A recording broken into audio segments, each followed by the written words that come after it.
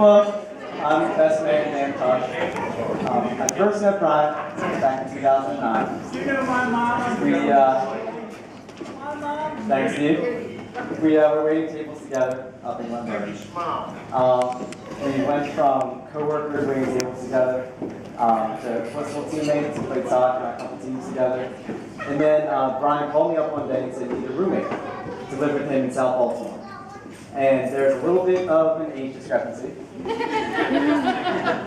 can't tell, I can't grow a mustache or a beard nearly that impressive. But I said, okay. We were both going through some very transitional times in our lives. So it worked very well for us. We were both trying to find a stabilizing factor. And neither of us really knew what we were looking for at that point. So we moved into South Baltimore and we had what I can only describe as adventures. We had adventures of windstorms up on our roof deck. We had sweatshirts that cost us a total of $800. We had nights where we magically teleported around Baltimore. And Brian can tell you all these stories in detail later on and how he loves to tell stories.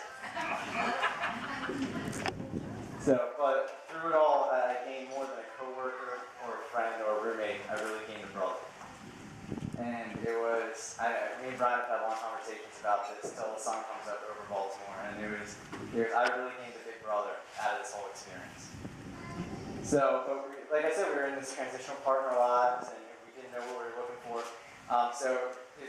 Go fast forward a couple years, our journey takes us from South Baltimore down to Annapolis. I had a real hard day at work one day, and we was trying to steal a show. Awesome move. So we're in Annapolis, and I had a real tough day at work, and I called up Brian, and I was like, hey, let's go to a happy hour. Which, if you know me and Brian, when we lived together, there was only one acceptable response if one of us asked the other to go to a happy hour, and that was yes. No was not an option. So Brian looked at me, and the first clue that I got was the fact that Brian just looked at me and said nothing. Which, if you guys know Brian, is very uncharacteristic. And he paused, and I could see the gears turning.